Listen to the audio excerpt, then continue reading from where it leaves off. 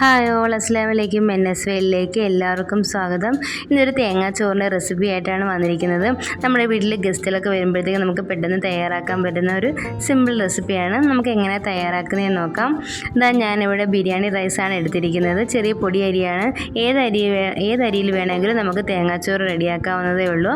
ഞാനിവിടെ ഒരു കൊച്ചു ചെറിയ പൊടി അരിയാണ് എടുത്തിരിക്കുന്നത്.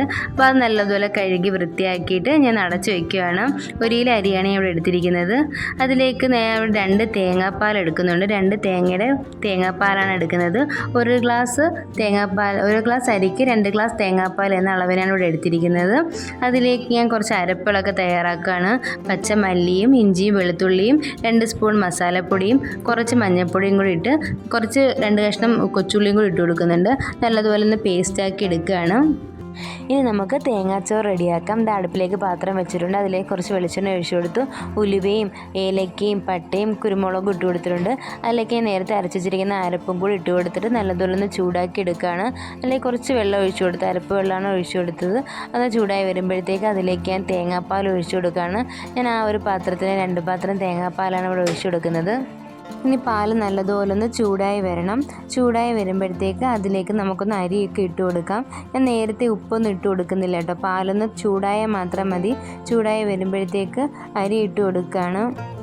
അരിയൊക്കെ ഇട്ട് കൊടുത്തതിന് ശേഷം നല്ലതുപോലെ ഒന്ന് ഇളക്കി കൊടുക്കുക. ഉപ്പൊന്നും ഇട്ട് കൊടുക്കുന്നില്ല. അത് തേങ്ങാപ്പാലായതുകൊണ്ട് നേരത്തെ ഉപ്പൊന്നും ഇട്ട് കൊടുക്കുന്നില്ല. അതൊന്ന് തിളച്ച് വന്നതിന് ശേഷമാണ് പിന്നെ ഉപ്പിട്ട് കൊടുക്കുന്നത്. ഇത് അരിയൊക്കെ നല്ലതുപോലെ തിളച്ച് വന്നിട്ടുണ്ട്. അതിലേക്ക് പാകത്തിന് ഉപ്പും കൂടി ഇട്ട് കൊടുക്കുകയാണ്. ഉപ്പും കൂടി ഇട്ട് കൊടുത്തിട്ട് നല്ലതുപോലെ ഒന്ന് ഇളക്കിയിട്ട് അടച്ചു വെച്ച് നമുക്കൊന്ന് വേവിച്ചെടുക്കാം. ചെറിയ തീയിലിട്ടാണ് ഇവിടെ വേവിച്ചെടുക്കുന്നത്. ഒരുപാട് തീയൊന്നും വേണ്ട. ഇവിടുത്തെ പെട്ടെന്ന് തേങ്ങാപ്പാൽ വറ്റിപ്പോവും. അതിൻ്റെ ഇടയിൽ നല്ല ചിക്കൻ കറിയും കൂടെ തയ്യാറാക്കുന്നുണ്ട്.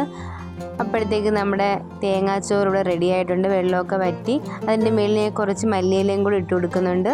അപ്പം മല്ലിയിലയും കൂടി ഇട്ട് കൊടുക്കുമ്പോൾ ഒരു നല്ലൊരു മണമൊക്കെ കിട്ടും. അപ്പം തേങ്ങാപ്പാലൊക്കെ വറ്റി വരുമ്പോഴത്തേക്ക് നല്ല അടിപൊളി തേങ്ങാച്ചോറ് റെഡി ആയിട്ടുണ്ട്. എല്ലാവരും ഇതുപോലെ ഒന്ന് ട്രൈ ചെയ്ത് നോക്കുക. അപ്പോൾ ഈ വീഡിയോ ഇഷ്ടപ്പെട്ടെന്ന് വിശ്വസിക്കുന്നു. അപ്പോൾ ഓക്കെ, താങ്ക് യു.